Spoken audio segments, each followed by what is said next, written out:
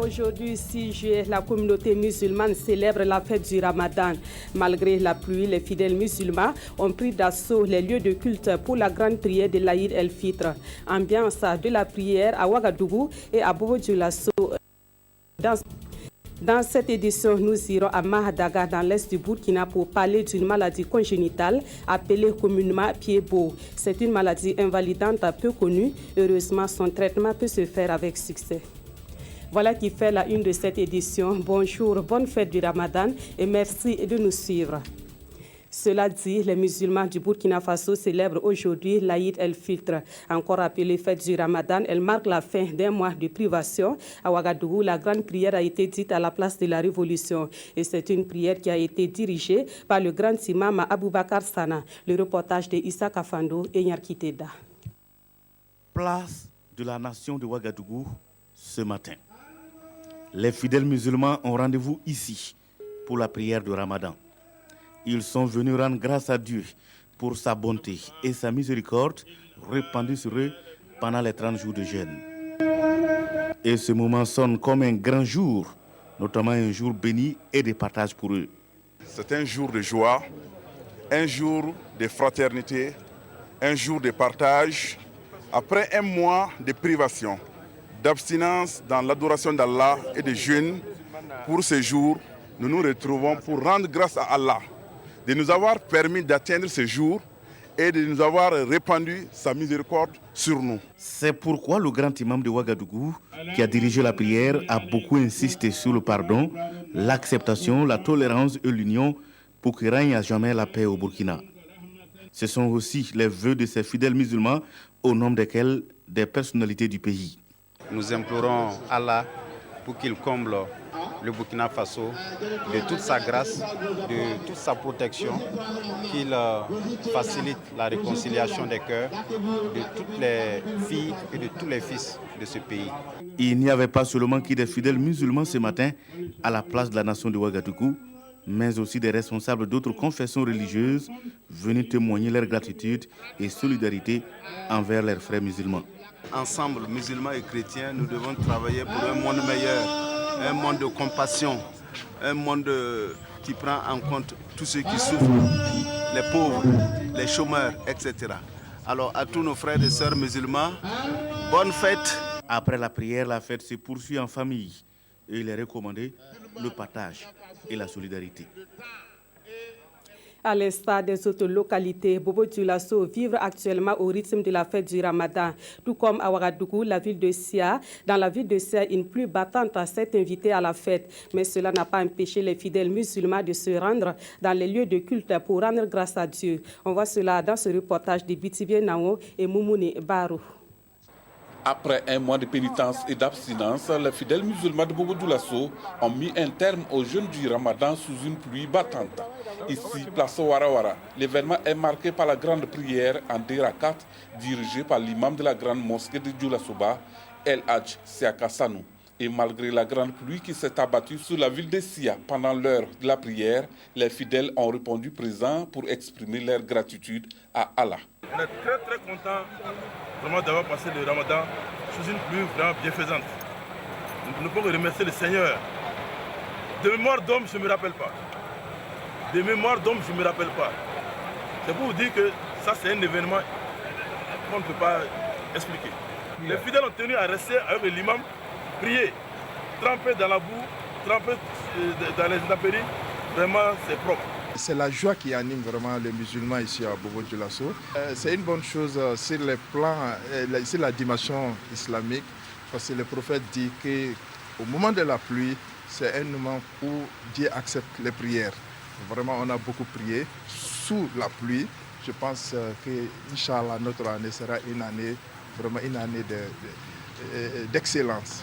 À travers cette prière, les guides religieux ont lancé un appel aux musulmans à conserver les valeurs de l'islam et surtout à exprimer leur générosité. Et face aux troubles observés ça et là dans le monde, ils ont invité les fidèles musulmans à être des apôtres pour une paix et une stabilité durable. Nous prions beaucoup pour notre pays, pour tous les fils du pays, et même ceux qui ne sont pas musulmans. Au Burkina, nous vivons tous ensemble en harmonie. À ce grand jour, que Dieu continue de bénir cette entente entre les Burkinabés. Les regards sont désormais rivés sur la prochaine fête, Tabaski, qui va se célébrer 70 jours après Ramadan. Autre point de l'actualité, plus de 650 millions de francs CFA, c'est la somme que la France compte octroyer au Burkina Faso. Cet appui entre dans le cadre du 4e fonds d'études et de renforcement des capacités. Ce fonds sert à la préparation des projets et programmes de qualité au Burkina Faso. La signature de la convention de financement est intervenue hier mardi. Moussa Ouedraogo et Olo Poda. 657 millions de francs CFA pour alimenter le 4e fonds d'études et de renforcement des capacités. Un appui financier reçu de la France à travers l'Agence française de développement. Il va servir à la préparation des projets et programmes, mais aussi au renforcement des actions de promotion du dialogue sur les politiques publiques. Le but de cette coopération, c'est que son bénéfice, ça soit directement les populations qui en profitent. Et ça sera tout à fait le cas, puisqu'on parlera probablement à nouveau d'infrastructures, sécurité alimentaire, d'eau, d'électrification ou d'autres choses encore. La France est à son 4e appui du genre et c'est un véritable bol d'air pour le gouvernement burkinabé qui a fait de la gestion axée sur les résultats son mode de gouvernance. La finalité est d'élaborer des projets et programmes de bonne qualité en vue de concourir à la mise en œuvre du PNDS, le Plan national de développement économique et social en phase de finalisation. Et nous avons tenu il y a une semaine à peu près l'Assemblée générale des projets et programmes et nous nous sommes rendus compte qu'il y avait un certain nombre de difficultés. Et la planification ne se faisait pas à temps et les projets n'étaient pas bien évalués, ils étaient peut-être sous- ou surévalués, de sorte que dans la mise en œuvre, dans tous les cas, on avait des difficultés. Que le gouvernement lui-même avait, de façon anticipative, sécurisé 2 milliards de francs CFA dans le budget 2016 pour justement avoir une base de données des projets bancables qu'on pourrait financer et présenter aux partenaires. Donc cela vient en complément. Les 650 millions vont compléter les 2 milliards que le gouvernement a déjà sécurisés. Depuis la mise en place du fonds d'études et de renforcement des capacités en 1987, la France est l'un des principaux appuis et cette subvention vient enrichir cette coopération historique.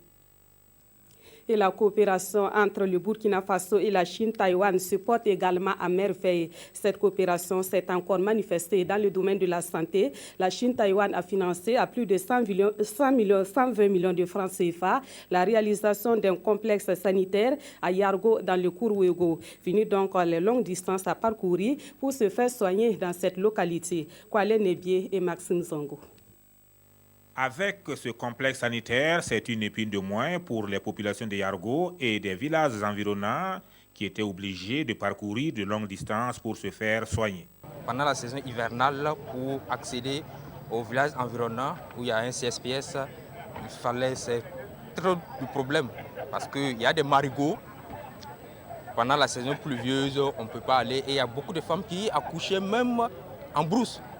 Fruit de la coopération entre le Burkina et la Chine-Taïwan, la réalisation de ce centre entre dans le cadre de l'amélioration de l'accès aux services de santé. Il y a l'amitié et au-delà de l'amitié, il y a aussi le besoin exprimé par le gouvernement du Burkina Faso de faire en sorte que les services de santé soient rapprochés des populations. Et c'est dans ce cadre-là qu'il est apparu qu'à Yargo, c'était absolument nécessaire d'avoir une formation sanitaire afin que nous puissions soulager un temps soit peu les populations. Ce CSPS de Yargo fait partie d'une soixantaine d'infrastructures sanitaires entièrement construite et équipée par Taïwan. Donc, ça fait déjà presque 18 ans qu'on travaille dans ce domaine.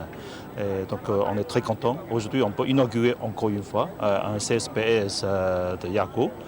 Mais comme vous le savez, la demande est tellement grande et selon le projet du gouvernement, on va construire à peu près 1200 de CSPS partout.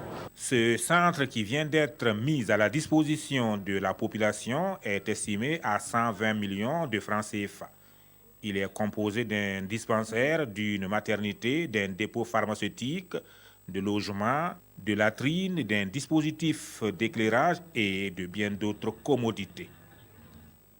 Voilà un complexe sanitaire qui devra permettre la prise en charge efficace des pathologies comme le virus équin, encore appelé pied-beau. Cette maladie congénitale est invalidante et peu connue des Burkinabés. Et lorsqu'elle survient dans une famille, le risque est grand de voir apparaître d'autres cas. Heureusement, son traitement peut se faire avec succès et c'est ce qui se passe à Mahadaga, dans l'est du Burkina. On voit cela dans ce dossier signé Nestor Youkbare et Mamadouba. Cet enfant souffre d'une maladie appelée pied-beau, une malformation congénitale des pieds.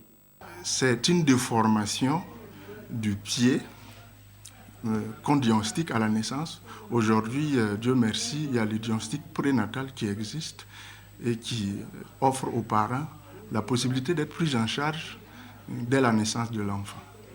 La prise en charge de cette pathologie au Burkina Faso se fait au centre handicapé en avant de Mahadaga, dans la commune de Logobou, en collaboration avec le centre médical SIM.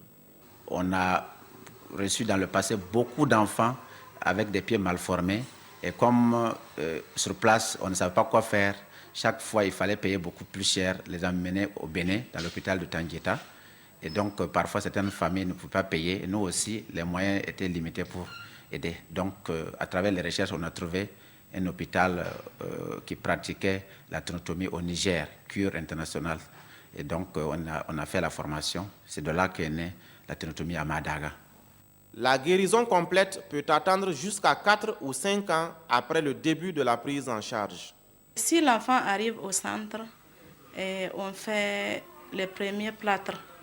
Et le plâtre sera renouvelable une fois par semaine, jusqu'à au moins 4 plâtres, 4 ou 5, ça dépend s'il n'y a pas eu un problème. Et après, maintenant, les plâtres, on va avec le docteur du CEM de Mahadaga et on fait la ténotomie ensemble. La ténotomie, c'est la deuxième phase dans la prise en charge des pieds-beaux. Ça consiste à sectionner le tendon d'Achille par une incision petite à l'arrière du pied. C'est une chirurgie qui se fait à même la peau. On n'ouvre pas. Ibrahima Anifatou est venu de Kanchari avec son enfant. Seulement 2 semaines de soins et les résultats sont probants. Depuis qu'on a commencé à la soigner, j'ai senti qu'il y a du mieux, il y a du changement. Quand je regarde les pieds là, c'est un peu normal. La correction des pieds de cette fillette est quasi complète, même si elle porte encore des attelles. Sa mère a retrouvé le sourire. Je suis très contente aujourd'hui. J'étais malheureuse à sa naissance et je ne pensais pas qu'elle marcherait un jour. Maintenant, elle se promène dans la cour comme elle veut. Le centre reçoit en moyenne 2 cas par mois de pied-beau avec un coût jugé accessible. Si on devait appliquer le coût normal du travail, on allait demander 100 à 150 000 francs. Mais pour le moment, on demande que 15 000 pour pied-beau unilatéral et 30 000 francs pour bilatéral. Selon les spécialistes de santé, la cause du virus équin congénital est inconnue à ce jour. Et lorsqu'il y a un cas de pied-beau dans une famille, le risque de voir apparaître d'autres cas est multiplié par 10. Dans l'actualité également, le ministère en charge de la culture souhaite que les collectivités territoriales élaborent des stratégies de développement culturel. Et pour les convaincre à le faire, ce ministère a produit un guide dans ce sens. À Ouagadougou, des représentants de collectivités territoriales et des responsables régionaux de la culture se sont retrouvés pour valider le guide en question. Le reportage de Jean-Eudes Bayala et Ismaël Diloma Sirima.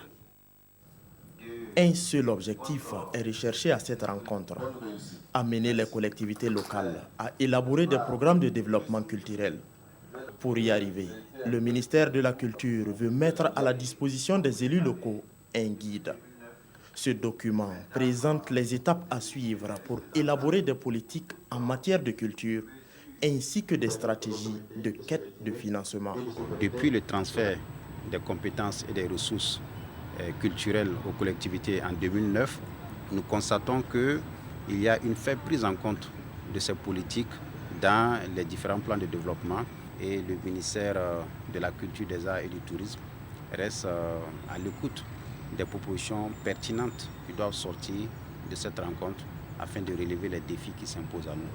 Après la validation du guide d'élaboration de programmes locaux de développement culturel, le ministère de la Culture a déjà prévu l'étape suivante. Après ce carnaval, après la validation de ce document, nous allons passer à un appui auprès des 13 communes chefs de région pour les accompagner à élaborer eux-mêmes leur propre stratégie de développement. Voilà, c'est juste une équipe d'appui. Sinon, les rédacteurs ont composé en tout cas essentiellement des acteurs locaux. Ce guide en cours de validation fait l'état des lieux de la culture au Burkina Faso. Il permet également aux communes de se fixer des objectifs en matière de culture et aussi d'identifier les moyens pour les atteindre.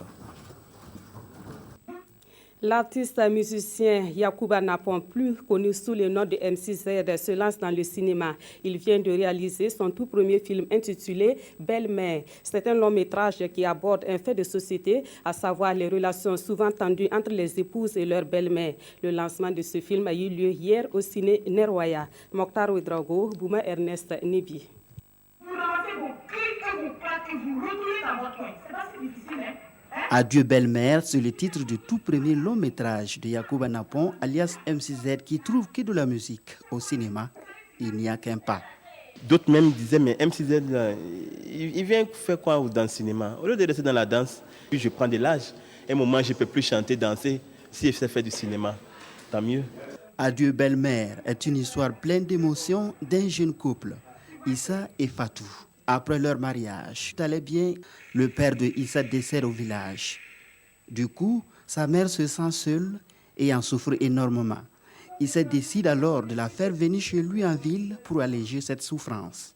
Une décision qui ne rencontre pas du tout l'assentiment de son épouse. Issa ne sait plus quoi faire. Toutes ses tentatives pour faire accepter sa mère par son épouse restent vaines. Même les prières à l'église ne résolvent pas le problème. Faire retourner la belle-mère au village reste le vœu le plus cher à Fatou. Elle va user de toutes les stratégies possibles, des stratégies qui restent infructueuses. Alors, elle décide avec la bénédiction de sa copine et avec la complicité des marabouts de tuer la belle-mère. Le marabout qui lui donne une poudre blanche tenant lieu de poison. Au cours du processus de l'application du produit, Fatou regrette son acte et retourne chez le marabout pour qu'il lui trouve l'antidote. C'est que le marabout a exécuté avant de lui avouer toute la vérité. En réalité, la poudre blanche n'était pas du poison. Et le marabout de dire que son intention n'est pas de tuer la belle-mère de Fatou, mais d'œuvrer à ce que l'entente règne dans la famille. Oui, aujourd'hui, les filles et les belles-mères, ce n'est pas assez évident. Mais je crois que ce film vient de donner la leçon qu'il faut juste apprendre à se connaître. Et je crois qu'il n'y a rien d'impossible. Il n'y a pas de personnes qui ne peuvent pas vivre ensemble. Au Burkina, nous sommes un pays de cinéma. Il faut qu'on amène aussi un autre regard de cinéma où on donne beaucoup de conseils pour que les familles puissent vivre en harmonie. Un long métrage d'1h30, entièrement réalisé au Burkina sous fonds propres. Il a coûté à son réalisateur 37 millions de francs CFA. Voilà, on s'arrête là pour cette édition. Merci de l'avoir suivi. Une fois de plus, bonne fête de Ramadan à tous les musulmans. À demain.